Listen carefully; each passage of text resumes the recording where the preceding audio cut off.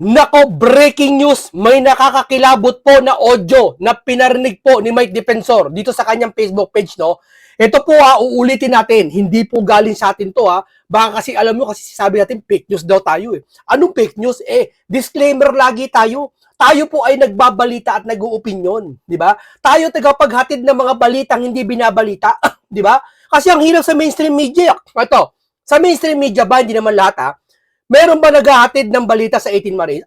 Wala. Sa mga vlogger nyo na nalalaman, kala Balikod, kala Mike Defensor, ina-adapt ng mga vlogger. So, isa ko sa mga vlogger na kung saan binabalita yung mga hindi binabalita ng ibang mainstream media. Katulad nito, audio. Ito, hindi ba binalita to? Pero pag yung lamang sila sa kalaban, laban kay Sara, wala pang post, wala pang 2 minuto, nasa mainstream media na, inadapt na nila. Imposible naman din nila makita to, Mike Defensor to. Madami din subscriber to. Marami rin followers to. Imposible hindi kumalat to, maraming share, di ba? So, ibig sabihin, hindi nila kinakagat paglaban, pag alam nilang damage sa kanila. Pero pag damage sa mga DDS, sa mga Duterte, kakagatin nila. Di ba? Unfair eh. Kaya may mga vlogger tulad ko, ako, ang purpose ko, hindi para paboran yung gusto nila Mike Defensor. Ang sa akin, naghahatid ako ng impormasyon sa inyo na ang gusto ko, imbestigahan. Sabi ko nga, ang stand ko lagi, hindi naman ako naniniwalang totoo yung 18 Maris eh. Hindi rin ako pwedeng sabihin na hindi totoo sila. Ang sa atin lang, dapat imbestigahan. Kasi may hawig yung mga sinasabi nila. At doon magsisimula ang mga ebidensya magsilitawan kapag nagsimula ang investigasyon. Wala eh. Wala eh. Tama si Senator Marcoleta eh. Anong sabi? Walang kumikilos para mag-imbestiga. Buti na diyan si Senator Marcoleta para pilitin sila mag-imbestiga. O ngayon ito, may audio po kung ipaparnig sa inyo na kay Mike Defensor to Sabi ko nga, hindi ko pwede sabihin totoo to. At hindi ko rin pwede sabihin totoo, hindi totoo to. Maganda, dapat magkanda kayo ng investigation. Sabi nila, AI audio daw to. Sige na, AI audio na. Biruin mo nagsasabi ka ng AI audio, hindi ka naman forensic. Paano mo nalamang AI audio to? Kaka-upload lang to, ilang oras pa nakakalipas 6 hours ago. Ibig sabihin, paano mo nalamang ano to? Forensic ka ba? Dalubhasa ka ba? Walang pinagkaiba yan dun sa isang lalaki, nakita na may nagsusuka, tapos sabihin ni, kaya ka nagsusuka kasi ano yan, diabetes. Paano mo nalaman, doktor ka ba? Nag-examine ka ba? Kahit doktor nga, nagkakamali pa sa sakit ng tao eh. Ikaw, verbal lang, sapat na sa inyo. Audio yan, peke yan naman yan. Halatang halata AI. Mo, ganun pa sila. Ano naging batayan mo? Ba't naging AI to? Yan ang sinasabi ko sa inyo. Yan ang nagiging bunga kapag ayaw nila mag-imbestiga. Ang gusto, pagdudahin lang yung tao. Di ba? Kaya mas maganda mag-imbestiga. Imbestigahan nila to. Kung mali, idemanda si Mike. Bakit? Nagpapakalat siya ng fake news di ba? Kung mali. Ganun kasimple yun. Pakinggan nyo ang siniwalat ito ni Mike Defensor sa kanyang audio na talagang sabi ng iba, kaya daw ito ang dahilan, sabi ng netizen, bakit daw nagdemanda, ikakasuhan si Martin. Dahil niya, ginawang parang touching si Martin, no? Kumbaga, sakripisyon tupa si Martin. Kumbaga, ginawang pantubos sa lahat ng kasalanan si Martin. Dati, si Saldi ang sakripisyon tupa. Ngayon, baka si Martin na sinasabi nila. No? Ito, pakinggan nyo. So, alam nga naman kay Adrian yan. Kaya ito siya. Kasi sinabi nga sa akin ni Adrian, kanina, na may instruction si Presidente. Kasi every year, may 100 billion si Presidente. Hindi ko... Every year, may 100 million. May ano naman, uulitin ko, basahin niyo yung subtitle lalakihan ko kasi yung sound niya, recording lang ni-record lang. Lalakihan ko bosesan niyo kung si, ano talaga kung si Saldi ko nagsasalita. Painggan niyo yung subtitle, basahin niyo na lang. So, alam nga naman kay Adrian yan. Kaya ito siya. Kasi sinabi nga sa akin ni Adrian, kanina, na may instruction si Presidente. Kasi every year, may 100 billion si Presidente. Hindi ko nga nasasabi yun Every year, pati 2026 may 100 billion. Kaya nga, loko-loko nga Tapos alam mo ba sinubmit niya? Lahat flood control yung 2025. Sabi ko, wag naman kung flood control. Portion, kaya binalitan na Adrian yung listahan. Nakita nyo? Sabi nila AI daw yung boses. Bakit AI? Nagawa nga ni Saldi ko di ba sa Facebook account niya, nagpakita siya, sasalita siya. Nagawa nga niya eh, bakit naman gagawin pa AI yung boses niya? Eh di si Saldi ko na lang magsasalita niyan. Di ba? Tapos di ba, nakaraan niya, di ba, AI daw yung video ni Saldi ko. Sa sariling page, gagawa siya ng sariling AI niya. Kanyang Facebook verified. Ibig sabihin ng verified, magpapasa ka ng ID. Legit na ID mo, bago ka maging blue check. Alam niya ng mga vlogger. So, ibig sabihin, si Saldi ko nagpasa ng ID sa Facebook. Kaya siya na-verified na blue check. So, ibig sabihin, kanyang Facebook yon.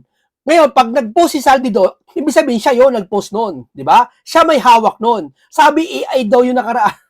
AI? Eh kung AI lang, ba't magpapakahirapan si Saldi na magawa ng ganyung video niya? Eh di re-record na lang niya sarili niya. Di ba? Bakit ba siya? Kayo naman, no? Konting utak naman. Konting logic naman kayo naman, no? Hindi naman natin siya sabi, totoo yung siya sabi ni Saldi. Eh, munting kaalaman, bibigyan mo sabihin, totoo na siya sabi ni Saldi, naniniwala ka si Saldi yan. Naniniwala ako si Saldi sa salita. Naniniwala ako si Saldi yung nasa video. Yung nakaraan, at nagsasalita itong boy, si Saldi to. Pero, hindi ko pa pwedeng sabihin na tama yung sinasabi niya. Magkaiba yun. Hindi ko pwede sabihin, ay tama nga, nagbigay ng 100 million kay Junior. Hindi po pwede yun. Bakit? Kasi wala kang ebidensya na makapagsasabi na si Saldi ko, bagaman malakas ang argumento niya, malakas ang ano niya, kasi siya ang appropriation ng budget. Okay. Pero wala kang ebidensya. Ano yung magiging ebidensya mo? Investigasyon. Ano unang-una? Una yung sinasabi niya, yung laman. Sa ano? Pwede mong imbestigahan. Andyan na yung mga file, andyan na yung mga file na may hawak si Saldi ko, ilabas niya, hindi lang verbal. Doon nalalabas yung investigasyon. Di ba sabi niya ni Pinky, pwede daw through video streaming si Saldi. Nasaan na? Ba't di ginawa? Di ba? For the sa Senate hearing, a-attend si Saldi for live stream. Nasaan na? Ba't di ginawa? Asan na yung mga pangalan pinangalala? Ba't di ginawa? Oh, yun ang sinasabi natin, no? Kaya dito, dapat ang pinakamahalaga dito sa lahat, investigasyon, Pinky. Investigasyon sa lahat ng ahensya na kailangan talaga para mahukay lalo ang mas malalim na dahilan kung saan nanggaling yung pera, kung ito ba, ganito lang yan eh.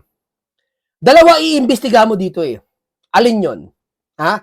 Una, iimbestiga mo dito yung mga taong nagsasabi na kung ano yung sinasabi nila, naghakot ng pera. Tungkol ba to? Inakot ba sa Aguado? Dinala ka sa mga senador, sa congressman? Imbestiga mo. Pangalawa, ang iimbestiga mo dito, yung mismong sila. Kung sila ba ay nagsisinungaling o hindi. Dalawa yun. Malay nyo, nag-iimbento lang pala sila Saldi ko. Iimbestigahan nyo para lumitaw ang katotohanan. Halimbawa, eto, no? Walang umaamin kung kanino to. Pwede mo bang sabihin na walang umaamin, ay sa kanya to kasi siya huling nakita sa bag? Pwede ba yon? Ano pinaka-easy na para gawin, na para malaman kung kanino to? Una-una, ipagtatanong. Pangalawa, malalim na yung investigasyon ng fingerprint. I-fingerprint yan kung kanino, kung may nakabakas ba, isa sa inyo, kung may hawak ba nito, ipi-fingerprint. Yung amoy, bonus na lang yung amoy kung may pabango mo, kasaktong pabango mo. O kaya may skin, kung sa archaeology, yung skin mo, kasi skin natin, pag summer, nalalagas yan, napupudpod, napupunta sa ibang bagay-bagay. Kaya nga minsan may alikabok yung dust.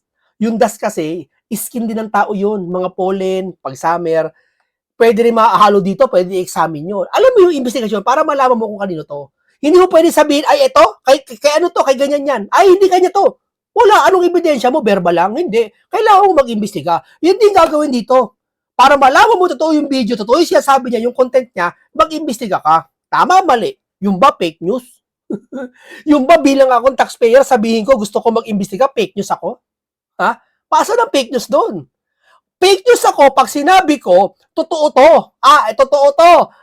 Totoo siya sabi ng 18 Maris, mga magnanakaw kayo. Yun, wala kang katibayan nun. Para kang isa sa mga tao na nagsasabi, hindi totoo yan. Wala kang ebidensya pinanghawakan. Ang tanging masasabi mo lang sa pagiging vlogger mo, yung mag-imbestiga ka. Di ba yan ang ating panukali na paulit natin sinasabi? O ngayon, ito na, bainggan natin si Mike Defensor. Alam mo dapat sa budget alam mo na nakawan tayo ng trilyon. Example, may sari-sari store ka. Medyo kumikita lang. Nanakawan ka isang araw ng 10,000. Kasi wala ka CCTV, pero medyo malakas naman yung kita mo, no? Kinabukasan ba hindi ka maglalagay ng CCTV kung may pera ka man lang? Kung may pera ka man din? Siyempre, kinabukasan bibili ka ng CCTV para sa susunod din na maulit. Tama? Pag ba minawalan ka ng benta, 1,000, tatingin mo yung bantay, nakita mo kumukupit, hindi mo papalitan yung bantay para hindi na kumupit. Isisisanti mo yun, umalis ka na. Palibago na bantay kasi malakas ka kumupit. Kasi inaagapan mo, tama? Inaagapan mo yung lahat ng mangyayari. Tama? Yun ang pinakamaganda. Dito sa sinasabi ni Mike Defensor, etong budget na nakawan tayo, trilyon, dapat may paraan ng gobyerno para hindi na maulit to. Isa sa mga paraan ng gobyerno, alin yun? Ha? Magbantayan ang kaban ng bayan kasi mauulit ito eh. Hindi natin alam, baka sa panahon ni Sara. Pero hindi si Sara mangungurakot. Baka sa mga mga kaalyado niya. Gets nyo? Pera to. Kahit sino matutokso. Maski nga ako eh. Matutokso ako, bigyan mo ako ng maleta. Isang maleta, 56 million, sabihin mo, huwag na ako maingay. Matatemp ako eh. Kahit ayoko eh. Mapipilitan ako, lalo pag sinabi mo na, huwag ka mag-alala, galing sa mabuti to, hindi galing sa kaban ng bayan to. Ganoon lang sabihin sa'yo, wala na, tatanggapin mo na eh. Regalo ko lang sa'yo to, pera ko to. O, hindi tatanggapin mo na. Di ba? Lahat sino matutokso. Kaya gumawa dapat ng hakbang para hindi na maulit ito. Eh parang wala eh. Sa ba nakatutok ngayon ng sa impeachment? Parang wala kitang hakbang eh. Trilyon na nawala. Kailangan agapan natin to. Painggan nyo. Malinaw na batayan. Paano talaga kikilos ang eksekutibo kasama ang Kongreso at Senado sa pag-aayos at pag-aaproba ng budget. Yung oral argument po, Kong, ng Supreme Court sa tatlong national budget na kinikwestiyon ng iba't ibang grupo, iba't ibang mga individual. Ano po ang nakikita nyo po rito? Masyado bang matagal na bago ito nasimulan or napapanahon lang? Ano po masasabi nyo, Kong? Well, una naman, syempre, dahil budget yan, dapat sana naging mabilis, no? Yung ating Korte Suprema. Dalawa yan. Hindi lamang itong budget, pati maging yung kay Pangulong Duterte, yung kaso na i-final din ng mga sumusuporta sa kanya ukol sa kanyang state kidnapping at pagtatanggal dito sa bansa. Pangalawa, yung budget. Napaka-importante ng bagay na yan. Kasi alam nyo naman na pagka ito ay natagalan o merong delay sa pagkakaroon ng desisyon tungkol dito, talagang apektado tayong lahat. Ang particular na kaso na yan, yung unprogrammed allocation na nakita natin sa pagdaan ng panahon, maging doon sa flood control hearing, naging ito talaga yung ginamit na instrumento para magkaroon ng nakawan. Kasi alam mo, ang unprogrammed budget, para lang po na maintindihan ng ating mga kababayan, ang ibig mong sabihin dyan, meron tayong budget sa ating bansa. O kung lagi mo na sa iyong bahay, no, meron kang igala na budget, at kung merong ekstrang kita o may ekstrang pondo, yun ang gagamitin mo para sa mga ibang mga proyekto o ibang mga bagay na sa pananaw ng eksekutibo ay hindi prioridad. Kaya ganyan yung nangyari sa budget natin. Gagawa tayo ng program allocation, yan ang prioridad na natin, kailangan nating tapusin. At kung may sumobra tayong pondo, ito yung nilalaan natin sa program allocation. Ang nangyari dito sa program allocation, kung titingnan natin ng mga nakaraang panahon, meron pa nga dyan mga sarop, pinirma ni Pangulo mismo, no, nakita ko, Pebrero, na wala pa nga yun, hindi mo pa nakikita kung meron ka ng pondo o sapat na ba yung pondong naliko mo sa BIR o sa customs, yung mga revenues na tinatawag natin, para magpondo ka ng mga unprogrammed allocation. Kaya ako sa lalong madaling panahon, magawa ng desisyon ng Korte Suprema yan, at maging batayan na talaga, maging para bang maging gabay natin kung paano tayo gumawa ng budget. Kasi ngayon lang natin nakita naman na meron palang posibilidad na abusuhin. Alam mo, nung araw, may unprogrammed allocation na eh. Pero ngayon yung mga 5%, 3% of the budget at madalas hindi na-release. Ngayon, umabot ng 10 to 15% of the total budget, which is about 6 trillion.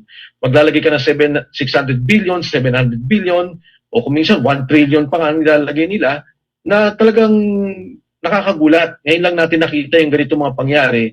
At tingin ko, napapanahon na gumawa tayo ng malinaw na batayan kung paano talaga kikilos ang eksekutibo kasama ang Kongreso at Senado sa pag-aayos at pag-aaproba ng budget.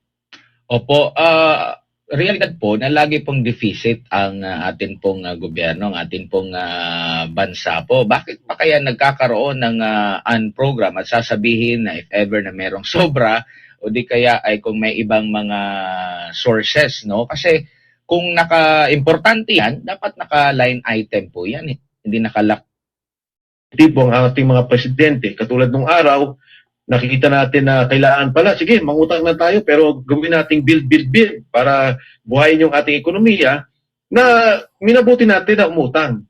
Kung 5 trillion lang, ginawa nating 6 trillion, utang tayo ng 1 trillion para nga lalo nating mapalakas yung ating ekonomiya, magkaroon ng gana, no? O magkaroon ng pagkabuhay ang ekonomiya natin. Kaya nagkakaroon tayo ng mga pangungutang para dito sa ating mga budget o sa ating mga proyekto. Walang masama na umutang ka. Basta uutangin mo, pakikinabangan ng buong bansa.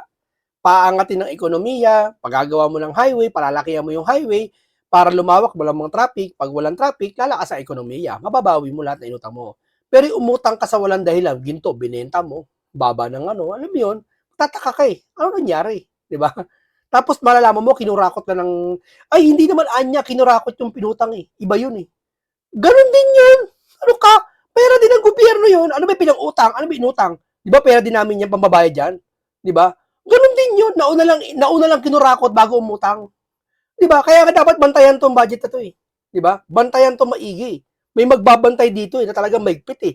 Magkaroon ng resolution o batas na talagang ang pagkakakulong, exclusive lang dyan, ay talagang parusa. Di ba?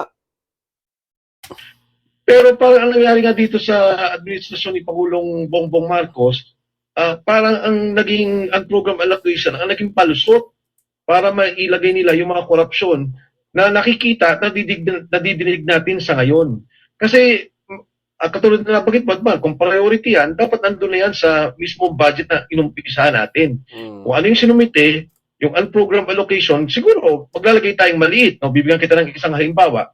Pagpalagay mo na sinabi natin na, o sige, wala na itong muna sa priority, pero ilalagay natin, kunyari, ang isang ospital, na pagka may extra budget, ilalagay natin yung pondong yan para matapos yung proyekto. Kung hindi ba natin magawa ngayong taon, next year, priority na yan. Ganon dapat ang nagiging proseso ng ating budgeting. Kaya nakakalungkot, Admar, at mabuti na rin, nandiyan na rin naman, kumilos na rin ang Korte Suprema, na magkaroon ng agarang pagdinig dito at magkaroon ng malinaw na desisyon o batas at maging batayan kung paano tayo magsasagawa ng isang budget. Nare-recall mo, Admar, nung araw, di ba, yung nagkaroon tayo ng Development Assistance Program o the Development Assistance Projects, yung DAP na tinatawag nila doon, at sinabi ng Korte Suprema, bawal yan. Hindi pwedeng mag-allocate per congressman o per senator para magbuo ng mga proyekto na kailangang gagawin. Dapat nasa kabuwang budget yan at hindi lang inilalagay o binibigay sa isang miyembro ng Senado. So, magmula noon, natanggal. Pero nga, ang nangyayari, pinapalusutan pa rin ng batas, pinapalusutan pa rin yung proseso na nilagay ng ating saligang batas. Malinaw na rin ang saligang batas natin dyan para magkaroon ng ganitong klaseng sistematiko at organisadong korupsyon na nakita natin. Sa inyo po bang pananaw, Kong Mike, pareho po bang appropriations ang programmed at unprogrammed? Kasi natanong ko po ito dahil sinasabi po ng Section 25, Article 6 ng 1987 Constitution, the Congress may not increase the appropriations recommended by the President for the operation of the government as specified in the budget.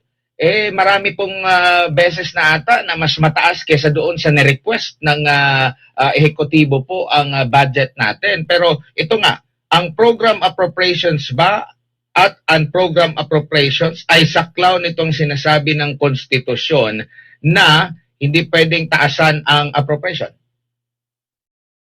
Well, una sa lahat, Admar, gusto ko lang linawin na ang budget, hindi natin pwedeng sabihin na walang alam ang Pangulo. Ginawa yan ng Kongreso, ginawa yan ng Senado. Di ba, una gagawin niya ng mga departamento Pag ginawa ng mga departamento kung ano yung mga pangunahing pangangailangan o pangunahing proyekto na kailangan, isusumitin nila to sa Department of Budget and Management. Doon naman sa DBM, magkakaroon din sila ng mga batayan, supposedly. Titingnan nila yung mga prioridad na kailangan ng ating bansa pangkabuuan at kaya nagkakaroon ng mga pagtatanggal ng ibang budget ng ibang mga departamento. Pag sinumite ito kay Presidente, ang Pangulo naman, ibibigay ito sa Kongreso. Pagkatapos ng SONA, isusumitin niya na to, magkakaroon na ng pagdinig tungkol dyan, magkakaroon ng mga debate at diskusyon. At matapos gawin ng Kongreso to, ang binibigay nga dyan ng kapangyarihan sa Kongreso. Dahil hindi lamang sa Pilipinas, maging sinimulan to sa Estados Unidos, na sinasabi yung mga distrito, sila yung may karapatan, no? Yung mga kinatawan ng mga distrito na ayusin yung budget na magkaroon ng malinaw na makikita nila ano ba yung pangangailangan ng distrito nila. Bakit kaya, no, kung sino pa hindi nakaupo, sila yung magagaling talaga tungkol dito, kagaya ni Mike Defensor, no? Bakit yung mga nakaupo na walang ganito makitaan mo ng salita? No? Ano meron sa kanila? No? Talaga nagkamali lang tayo ng binoto na display lang sila dyan. Hindi lang para magtrabaho dyan sa Senado. Para ipagtanggol nyo rin ang Pilipinas sa krisis na nangyayari ngayon. Maraming krisis. Anong krisis ngayon? Hindi lang oil eh. Oil ngayon lang yan eh. Anong krisis? Yung korupsyon. Yung tagutom. Ha? Kung bakit di umuunlad ng Pilipinas, yung ekonomiya. Bakit di titiwala sa Pilipinas? Anong meron? Di ba? At yung pangkalahatang pangangailangan ng bansa. Matapos yun, isusumite sa Senado. Kaya pag ito, Tingin ko marami magtitiwala kay Senator Rodante Marcoleta. Pag naging Vice President, maraming private sector at mga grupo, madami yung mga grupo-grupo, hindi lang relihiyon ha, maraming organisasyon, ang daming magsusuporta kay Senator Marcoleta. Halimbawa, isang organisasyon ng mga bisikleta, dami yan. 1,000 million din yan. Boboto kay Senator Marcoleta. Alam mo, susuporta dahil may tiwala sila eh. Hindi dahil sa matalino ka, pengklawan ka, nagmamarunong ka, hindi. Dahil alam nila, si Senator Marcoleta, bukod sa matapang, may malasakit, may utak, may diskarte. ay ginalaw o sabihin mo lang nagkaroon ng maraming unprogrammed allocation kung ano mang ginawa nila dyan, babalik sa Pangulo yan para pirmahan niya eh. Kaya nga may veto power ang Pangulo at meron siyang pagtatanggal ng mga isiningit dito sa mga budget na to o sa mga proyektong ito, yan ang kapangyarihan ng Pangulo. Kaya ang Pangulo may responsibilidad magmula simula hanggang matapos ang budget. Pagdating natin sa no increase or decrease, dyan pumapasok nga yung program allocation. Kasi ang sinasabi dito, yun lang ang pondo mo eh. Kung ano lang ang nakuha mong pondo o naipon mo, na kolekta mula sa BIR, sa customs, sa PAGCOR, yan yung mga pangunahing ahensya nagbibigay ng revenues no sa ating bansa, sa ating gobyerno.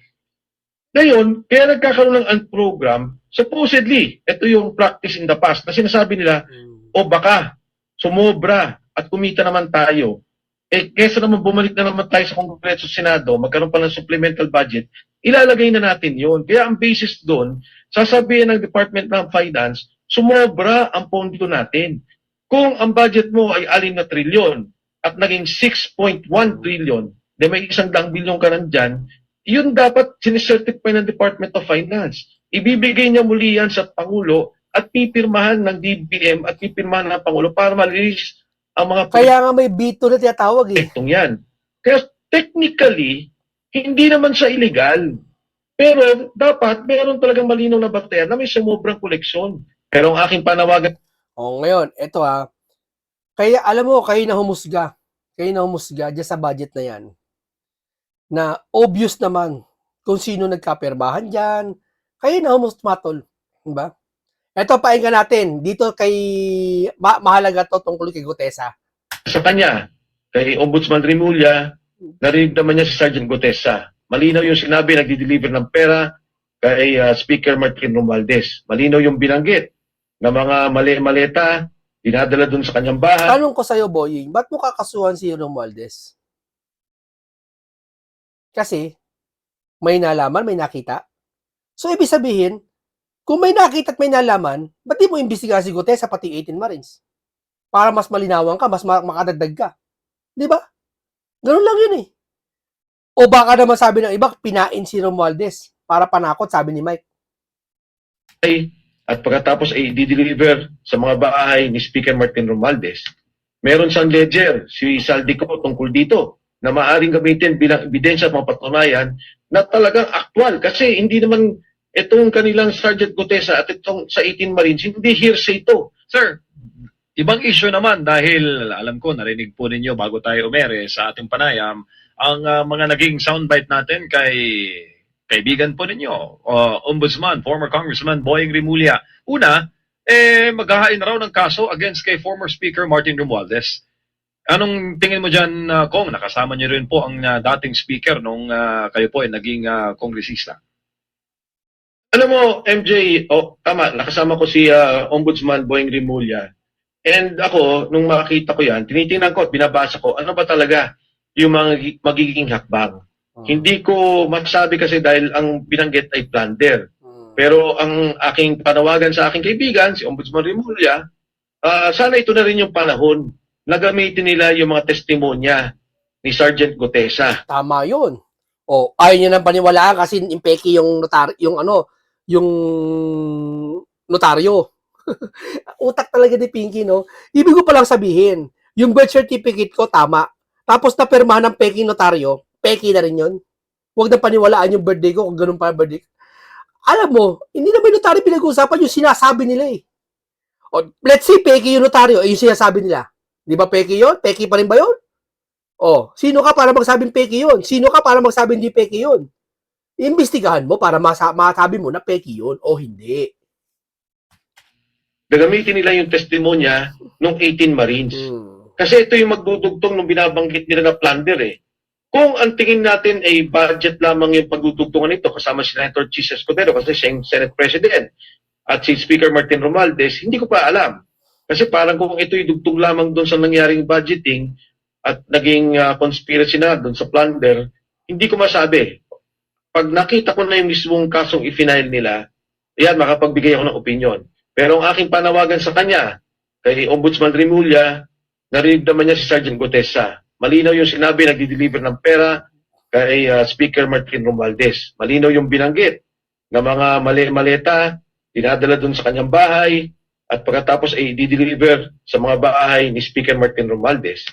Meron siyang ledger, si Saldico, tungkol dito, na maaaring gamitin bilang ebidensya at mapatunayan na talagang aktual. Kasi hindi naman itong kanilang Sergeant Gutesa at itong sa 18 Marines, hindi hearsay ito. Hindi ito kwento. Aktual na nakita ng mga tao na deliver sila ng pera at kung idudugtong mo to doon sa ebidensyang pinangahawakan ni Saldico, malinaw. Napakalinaw. At kung ito'y idudugtong na din natin doon sa mga binanggit ni Saldico, doon sa budget at kung paano yung pag-aayos sa mga flood control, napakalinaw na talagang mabubuo nila yung kaso ng plunder. Mabubuo nila yung kaso ng delivery. Pagdating kay Senator Chis Escudero, hindi ko rin masabihan kasi ang nagsabi naman nag-deliver ay si Undersecretary Bernardo. So ibang level sa akin yan. Hindi ko alam masyado kung ano talaga yung pinangahawakan ni Undersecretary Bernardo at kung anong ebidensyang hawak niya. Pero tama rin naman yun dahil parang may personal knowledge siya. O hindi parang meron talaga. Nasabi niya may pinag-deliver ng tao. Pero sa lahat ng mga to, katulad na banggit at uulitin ko, kung talagang seryoso ang kaso kay Speaker Martin Romualdez, gamitin lang nila yung kay Sergeant Gutesa, gamitin nila dun sa 18 Marines. Dahil yun ang magdudugtong kay Saldico na talagang yung pera na ninakaw at sinasabi lang si Saldico nagnakaw, ito ang mga nag-deliver at nag-deliver ng pera sa bahay ni Speaker Martin Romualdez. Meron tayong impeachment na pinagdadaanan ngayon. Ang ayoko sanang mangyari dyan ay baka naman, hindi ko sinasabing si Boying, si Ombudsman, pero baka naman may mga ilang tao sa gobyerno na gamitin ito para i-weaponize, na gamitin ito para takutin yung mga kongresista na pagka kayo hindi bumoto, ay kakasuhan namin kayo. Yan sinasabi natin na example ni Mike, na pag di kayo bumoto, kakasuhan namin kayo. Yan yun eh. Yan yun eh, di ba? Pero hindi niya sisigurado tama to, pero nangyari na kasi, di ba, nakaraan, yung sinasabi di umano na sinasabing bigayan ng pera para pumirma lang. Sir, anong masasabi mo doon sa tahak na investigasyon para po maghanap ng hustisya sa flood control anomaly SALN na po ng mga kongresistang nabanggit sa anomalya ang hinahabol po ngayon ng ombudsman. At Wala sa salin yan. Ikaw naniniwala ka sa salin? Ako, halimbawa, maganda bahay mo, established na, may underground. Hindi na pwede masunog. Eh, sa underground mo, magpagawa ka naman napakalaking bolt. Naglalaman ng pwedeng lumulan, ha? Pwedeng lumulan ng 1 bilyon na pera. Bakit hindi? Di ba? Pwede lumulan ng 100 bilyon. Di ba? Ang dami niya nun.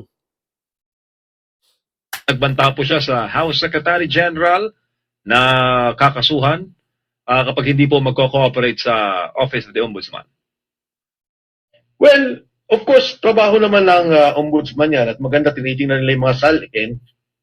Medyo, ang akin lang kasi, meron tayong impeachment na pinagdadaanan ngayon. Ang ayoko sanang mangyari dyan, ay baka naman, hindi ko sinasabing si Boying, si ombudsman, pero baka naman may mga ilang tao sa gobyerno na gamitin ito para i-weaponize, na gamitin ito para takutin yung mga kongresista na pagka kayo hindi bumoto, ay kakasuhan namin kayo.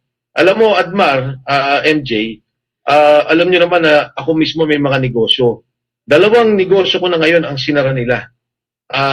Yung isa, ginamit nila yung isang departamento, hindi ko muna sasabihin kung anong departamento to.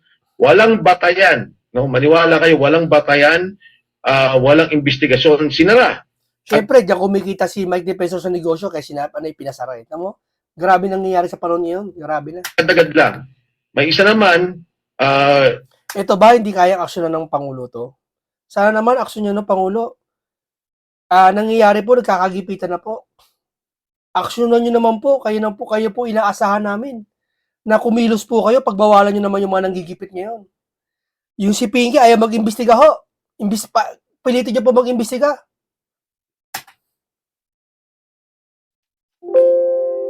isa ding invested ako na kumpanya at ako ang presidente, buti na lang nag-resign ako. Dahil alam ko na may gagawin Wala ding batayan, isinara din ng NBI. Wala ring batayan, bigla na lang ginulo at sinarat itong mga ahensyang to. In fact, mga binabanggit pa nga na pasensya na po kayo kasi nabanggit po na identified itong kumpanya kay Mike Defensor.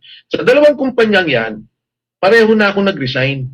Dahil nakita ko na to, Admar MJ, na talagang gigipitin nila ako.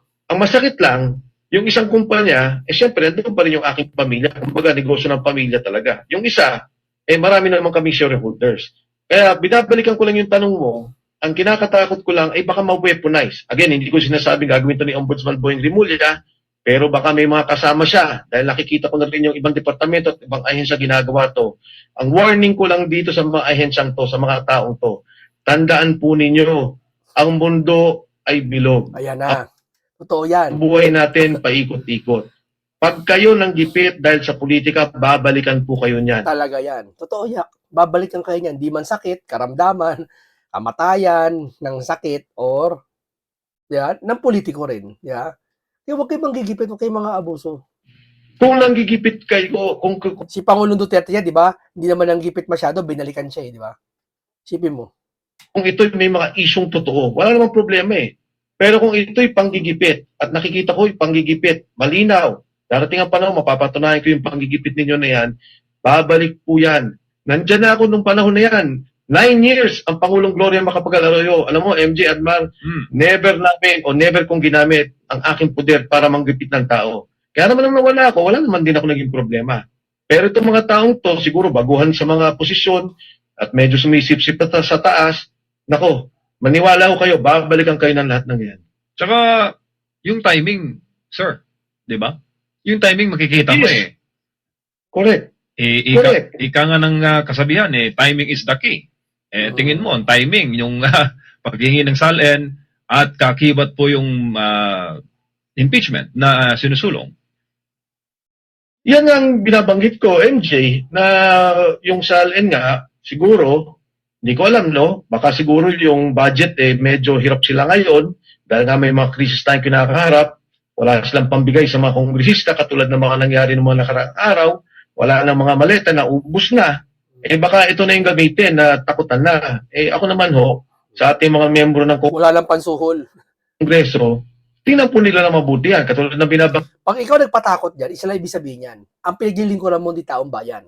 Kaya ka nahalal dyan dahil paglingkuran mo taong bayan. Pero pag natatakot ka sa isang tao sa politiko, isa lang ibig sabihin yan, yung loyal mo hindi sa taong bayan. Dito sa mga ahensya, no, hindi ho pa na, ang ibig ko sabihin, hindi permanente ang sitwasyon natin. Magbabago po to. Darating ang panahon, magkakaroon ng paghusgahan tao, no? At pagka mo po pa si BP Inday Sara, di ba? Ito naman tao nagsabi na, sabi ng BP Inday Sara, wala na akong iniisip na pag-iigante. Basta ito, iiwan ko na lang sa kung sino man magiging vice president ko at sa batay sa ustisya, tingnan niya kung sino may mali at sino may matama. Kaya dapat to, ang maging desisyon ng mga kongresista ay huwag sila magpatakot. Ang dapat, ang desisyon ng kongresista, kung ano yung dapat at kung ano ikakabuti ng ating bansa. Okay, maraming salamat po. Napakalinaw po ng kanyang mga sayabi. Kayo na bahala. Basta pinakamaganda, investigasyon. Kahit sa mga ayesa ng gobyerno, Pinky, investigasyon ang pinakamahalaga. Hindi namin sinasabing totoo lahat to, hindi namin pwede sabihin hindi totoo lahat ito. Kailangan investigasyon, no? Yun lang po, maraming salamat. Paalam sa inyong lahat.